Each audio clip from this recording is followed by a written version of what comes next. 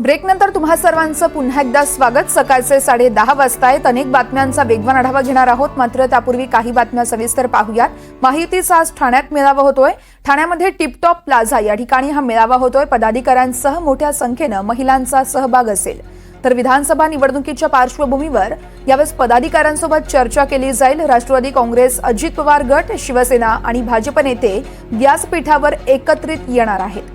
महायुतीचा आज ठाण्यात मेळावा होतोय। टिपटॉप प्लाझा या ठिकाणी हा मेळावा होतोय। तर पदाधिकाऱ्यांसह मोठ्या प्रमाणात महिलांचाही सहभाग असेल। या संदर्भात अधिक माहिती देत आहेत आमच्या प्रतिनिधी भाग्यश्री प्रधान आपल्यासोबत आहेत। भाग्यश्री, महायुतीचा आज ठाण्यात मेळावा होतोय, कोणकोणते नेते येणार आहेत?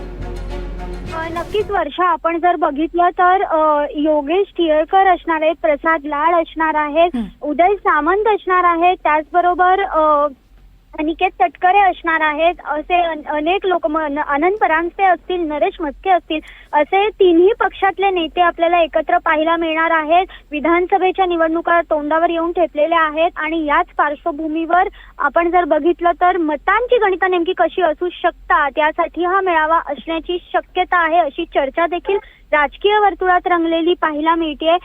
खरं तर मनसे लोकसभा निवडणुकीत आपण बघितलं असेल किंवा कोकण पदवीधर मतदारसंघाच्या निवडणुकीत आपण बघितलं असेल, मनसेनी बिनशर्त महायुतीला पाठिंबा दिलेला होता। मात्र आता मनसेनी एकला चलोचा नारा दिलेला पाहायला मिळतोय। त्यामुळे या सगळ्या मतांची जी गणित आहे, ठाणा असेल, पालघर असेल, तिथे मनसेचे कार्यकर्ते, मनसेची मतं मोठ्या प्रमाणात आहेत आणि ही मतं कशी फोडावी किंवा या संदर्भात काहीही चर्चा असेल असं देखील सातत्याने कार्यकर्त्यांकडून सांगण्यात येतंय सध्या वर्षा।